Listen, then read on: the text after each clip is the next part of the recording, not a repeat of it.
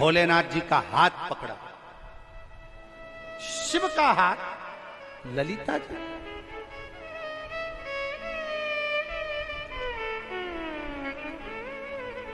इस कथा को सुनने के बाद लोगों के मन में बहुत सारी भ्रांतियां भी आई, बहुत भ्रांति। ललिता जी ने शिव जी का हाथ पकड़ लिया? हाँ, ललिता जी ने।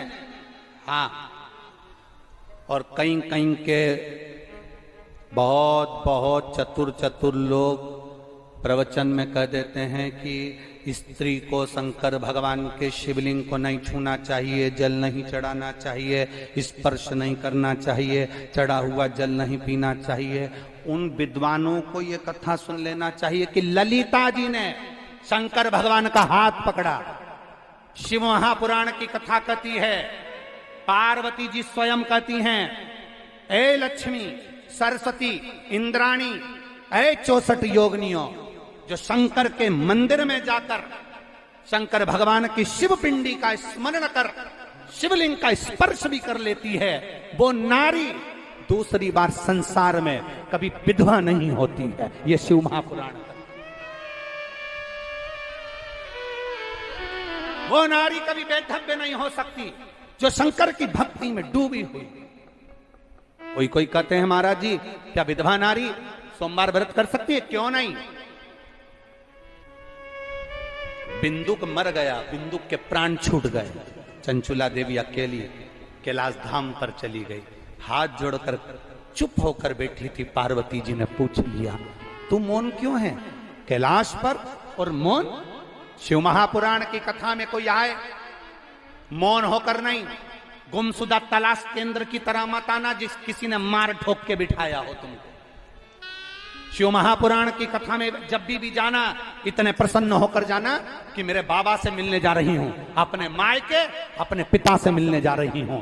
भोलेनाथ मेरा पिता है, मेरा बाप है, मेरा मायका है। शिव महापुराण की कथा मैं शिव महापुराण की कथा में शंकर से मिलने, मेरे पिता से मिलने जा रही हूं, और एक बेटी अपने बाप से अपने दिल की बात कहने जा रही है।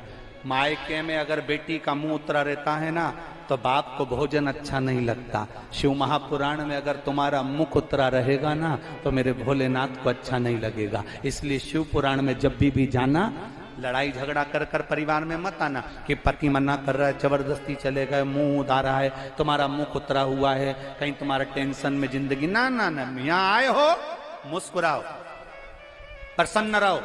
हमने एक बार पहले भी कथा में कहा, तुम्हारी जिंदगी में कितना भी दुख हो, तुम्हारी जिंदगी में कितनी भी ठोकरें खा रहे हो, तुम्हारी जिंदगी में कितना भी कष्ट हो, तुम्हारी जिंदगी में कितनी बड़ी भी बीमारी हो, कैंसर जैसा भी रोग हो, किडनी लीवर तक बेकार हो गए हो, हमने एक बात आप लोगों से कही, शंकर के मंदिर में जाकर जल चढ़ाना, बड़े खुश होकर चढ़ाना, बड़े प्रसन्न होकर चढ़ाना, मुस्कुरा कर चढ़ाना। जल भी नहीं चढ़ा सकते तो हॉस्पिटल में दिखाने जाओ, तो शंकर जी के मंदिर के सामने से खिलकर मुस्कुराकर हंसकर जाना। तो शंकर भगवान को पार्वती जी भी कहेगी, भोलेनाथ इतना दर्द है इसकी जिंदगी में, इतनी दुखी है, इसके बाद भी आपके सामने मुस्कुरा कर जा रही है। शंकर जी कहते हैं, जो मेरे सामने मुस्कुरा कर जाता है मैं उसको रोने नहीं देता, आशीर्वाद देता हूं तो मुस्कुराते रहे।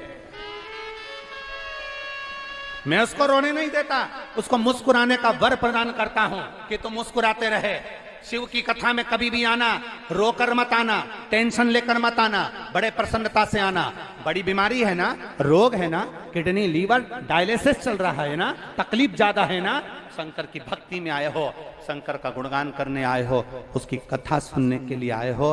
और फिर निवेदन करूंगा, भगवान घर में रहना पसंद नहीं करता, शिव महापुराण से जाना तो भोलेनाथ को दिल में बिठा कर ले जाना, वो सब कुछ कर देगा। क्यों रोए हम आपसे पूछें, आपका सिर दुख रहा है, आप अपनी बहू से कहोगे मेरा सिर बहुत दुख रहा है बेटा, मेरा सिर बहुत दुख रहा है बेटा, मेरा सिर बहुत दुख रहा है बेटा। बहू क्या करेगी? पानी लाएगी, गोली देगी, बोलो बोलो जम के देगी ना, पानी भी लाएगी ना, गोली भी देगी ना। तुम्हारे कहने से बहू से कह दोगी तो क्या तुम्हारा सिर का दर्द आधा हो जाएगा क्या? अरे बोलो तो जम के। तुम सारी दुनिया में कहते फिरो महारा तो गोड़ा घना दुख है, महारा तो पाँव बहुत दुख है, महारा तो घुटना बहुत दुख रहा है, घुटना बहुत दुख रहा है। तुम दुनिया में कहते फिरो कुछ नहीं होगा, दवाई तुम्हें खाना है, इलाज तुम्हें करवाना है, घुटना तुम्हारा दुख रहा है, दूसरे से कहकर काय को फालतू की बात करते हो। इससे अच्छा है महादेव के मंदिर में जाओ, उससे कहो ये शरीर, ये मन, ये चित्त, ये वृत्ति आपकी है। समय शरीर तेरा। बाबा ए शंभो, ए मेरे भोलेनाथ, ये शरीर को पलंग पर मत पटक देना कि तेरा मंदिर छूट जाए। मरते दम तक इस शरीर को मंदिर तक आती रहूं ये सब बना कर रखना, वो समझ जाएगा, बीमार नहीं पटकना। तुम ये कहते ही काय को कि मेरा सिर दुख रहा है, तुम ये कहते ही काय को कि मेरा हाथ दुख रहा है, तुम तो ये कहो आखिरी सांस तक तेरे मंदिर पर आती रहूं। इस शरीर को ऐसा बनाकर रखना, पलंग पर मत पटकना, शरीर ऐसा बनाना कि तेरे मंदिर में आती रहूं। भगवान समझ जाएंगे इतने में सब काम हो गया, अभी इसको बीमार नहीं पटकना, आती रहे। शरीर ठीक है तो आए। दुनिया का सबसे बड़ा सेठ कौन है? अरे बोलो रे, जम के बोलो जरा। दुनिया का सबसे सेठ व्यक्ति कौन? जिसके पास में बंगला है वो सेठ है। अरे बोलो जम के। जिसके पास 4-5 गाड़ियां हैं वो सेठ है। जिसके पास सोना चांदी 2-2, 4-4, 5-5 किलो है वो सेठ है। जिसके घर में बेटे बहू सब कुछ है वो सेठ है। दुनिया का सबसे सेठ, दुनिया का सबसे अमीर व्यक्ति वो है जिसके घर में एक भी दवाई गोली नहीं है, वो दुनिया का सेठ है।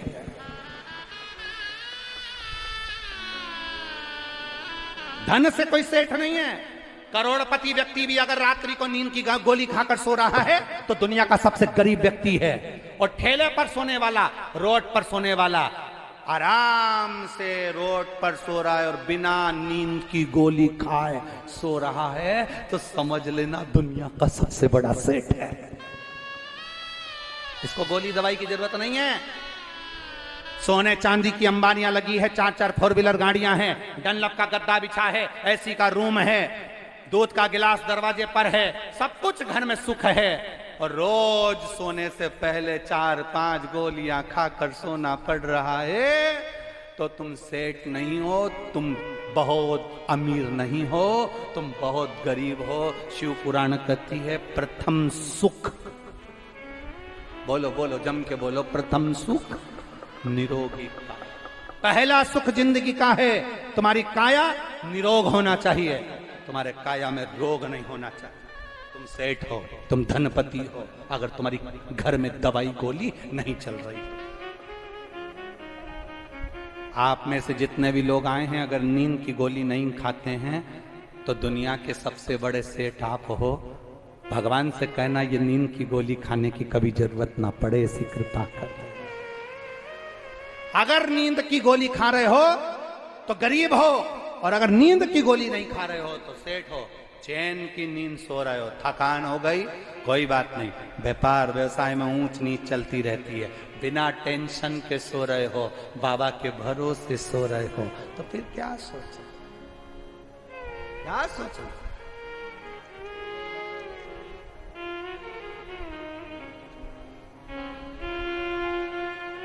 फिर क्या विचार करो। तो कहे महाराज हम तो बाबा के